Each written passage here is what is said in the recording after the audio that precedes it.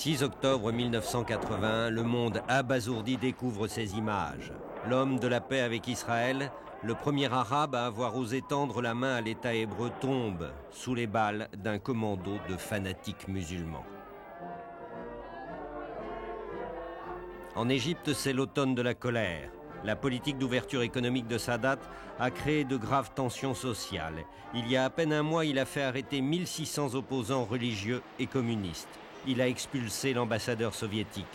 Sadat sait que sa vie est en danger, mais il a confiance, il a tort. Saïd Marei, ministre de l'Agriculture, était à côté du président au moment de l'attentat. Ils sont très proches, son fils a épousé une fille de Sadat. C'était la veille de sa mort. Nous avons discuté des mesures politiques que nous allions prendre et surtout de la grande rafle qu'il avait ordonnée à l'encontre des communistes et des groupes religieux.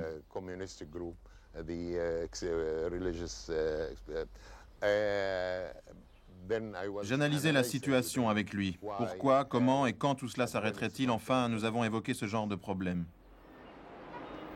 Dans la soirée du 5 octobre, Anwar al-Sadat est en famille dans sa maison. Il passe 3 quarts d'heure au téléphone avec Moussa Sabri, journaliste égyptien qui deviendra son biographe. Ils se connaissent depuis 30 ans.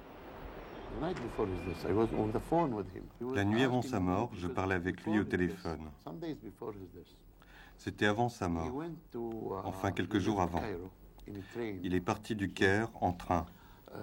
Vous voyez, il voulait visiter une ville importante du delta, Tanta. Et là, vous ne pouvez pas vous imaginer le merveilleux accueil qu'il a reçu à son arrivée. Tous les hommes, les femmes, les jeunes, tout le monde l'attendait. Il était très heureux de cet accueil. Il était vraiment heureux. Et il considérait que c'était une nouvelle élection pour lui.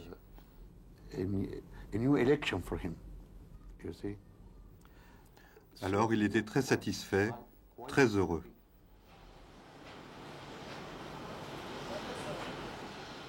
C'est dans cette maison à Gizeh, un quartier du Caire, que le président passe sa dernière soirée et sa dernière nuit avec sa femme, ses enfants et ses petits-enfants. Yasmine était avec son grand-père la veille de son assassinat. Il était en train de mettre une dernière touche à son discours pour le lendemain. Yasmine jouait et chahutait comme tous les enfants. Malgré toutes ses responsabilités et ses obligations, je peux dire qu'il n'oubliait jamais sa famille.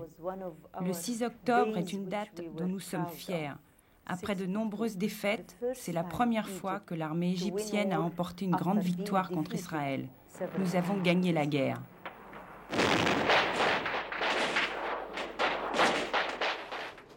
C'est le valet de Sadat qui le réveille le 6 octobre au matin. Ils sont originaires du même village. Le dernier jour, celui de son assassinat, il est venu s'asseoir dans son bureau. Le ministre Moubarak est venu lui rendre visite le matin, ainsi que le ministre de la Défense, Abou Ghazala.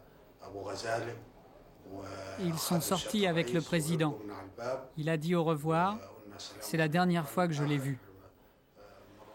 Il est 10h30. Sadat, en grand uniforme, part pour le défilé. Particulièrement le dernier mois, il disait sans cesse qu'il allait bientôt quitter ce monde. Et j'ai été surprise parce que ce n'était pas le Sadat que je connaissais. Ce n'était pas lui. Vous voyez, ce n'était pas du tout son genre. Sadat était très fort, très sûr de lui. Il ne vivait ni dans un rêve, ni dans un berceau d'illusions. Il était très réaliste, au plus haut point. Sadat était très heureux d'avoir fait quelque chose pour les générations à venir. Il parlait de la paix, bien sûr. Il remerciait sans cesse Dieu de lui avoir donné l'opportunité de faire ce qu'il avait réussi en concluant les accords de Camp David. Il disait « Maintenant, je sens que ma mission est terminée et c'est à quelqu'un d'autre de continuer et d'aller de l'avant. » À ce moment-là, il était un peu nerveux, il n'était pas très à l'aise. Nous pensions tous aux mesures que nous allions être amenés à prendre contre les opposants. Ce début octobre 81, derrière ces murs de la sinistre prison Tora, les opposants les plus farouches à sa politique sont enfermés pour des années. Excellent prétexte pour les extrémistes islamiques à augmenter l'agitation. Effectivement, au moment où le président Sadat, durant la première semaine de septembre, a arrêté les fondamentalistes, on entendait dire que les fondamentalistes ne se laisseraient pas faire et qu'ils comptaient se venger.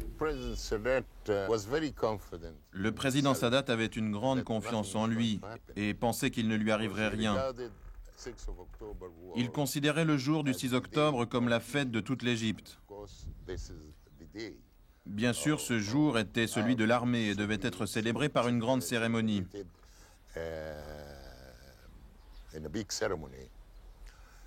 Alors, il n'a pris aucune mesure de sécurité particulière en dehors des précautions habituelles. Makram Gadel Karim est un des photographes de presse les plus célèbres d'Égypte. Il était en première ligne dans le Sinaï. Le 6 octobre au matin, il est debout, au milieu de la fusillade. J'étais chargé de prendre des photos le jour de la cérémonie. J'étais le seul à avoir pu monter dans sa voiture. Il saluait la foule, puis il est descendu de sa voiture pour mettre des fleurs sur la tombe du soldat inconnu. Ensuite, il est retourné à sa place. Alors, le défilé a commencé. 11h30, à la tête de son détachement d'élèves officiers, le colonel Mohamed Naguib ouvre le défilé. Il est le premier à saluer Sadat.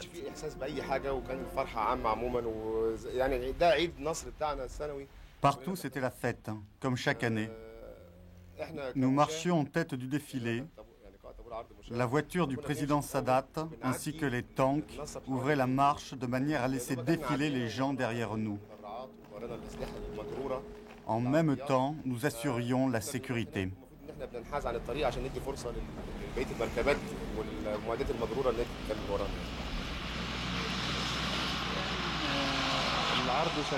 Pendant le déroulement du défilé, les gens regardaient en l'air les parachutistes et les avions qui lâchaient des panaches de fumée de toutes les couleurs.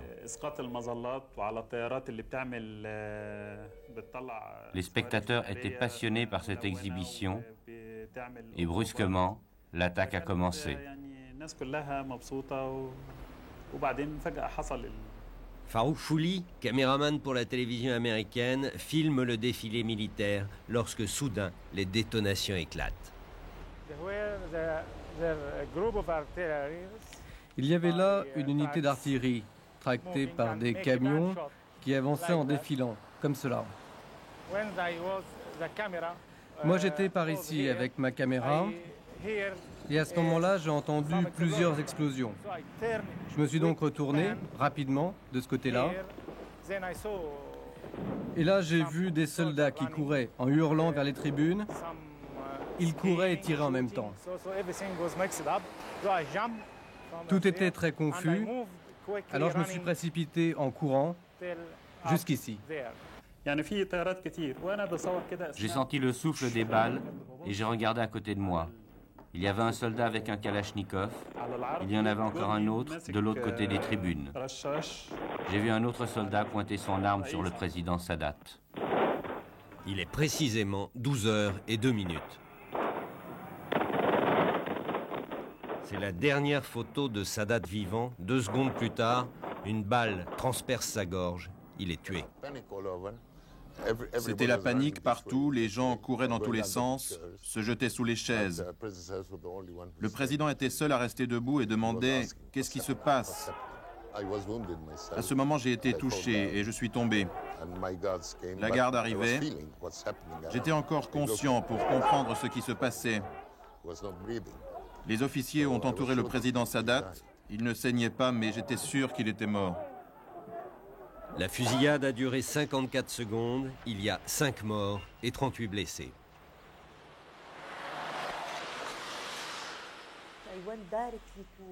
Je suis allée tout de suite à l'hôpital Mahadi. Je suis rentrée dans la pièce et j'ai vu mon mari étendu sur un lit. Les docteurs étaient là, les infirmiers.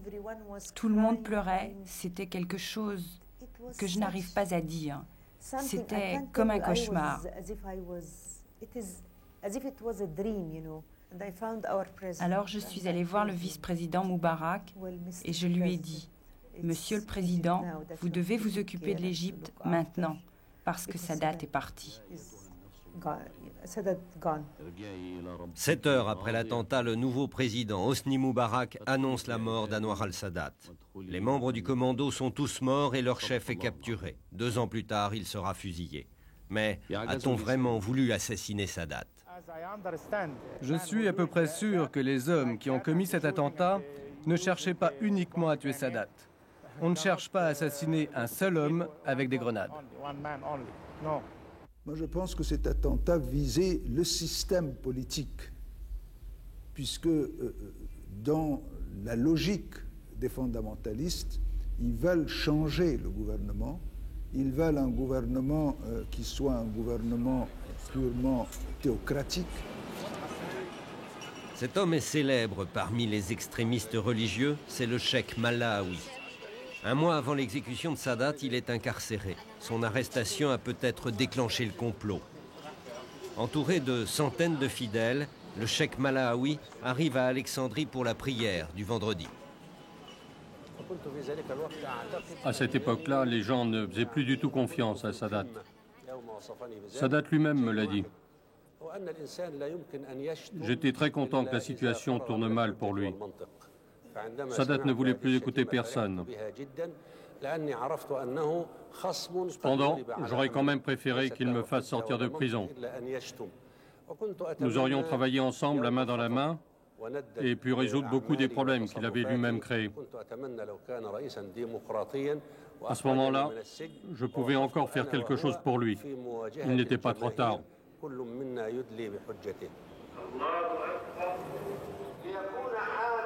Les prêches du cheikh Malawi circulent dans toute l'Égypte et le monde arabe sur des cassettes, comme autrefois ceux de l'ayatollah Khomeini.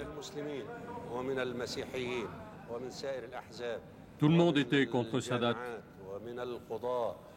Je considère pour ma part que cet homme s'est suicidé. D'ailleurs, il n'avait plus le choix.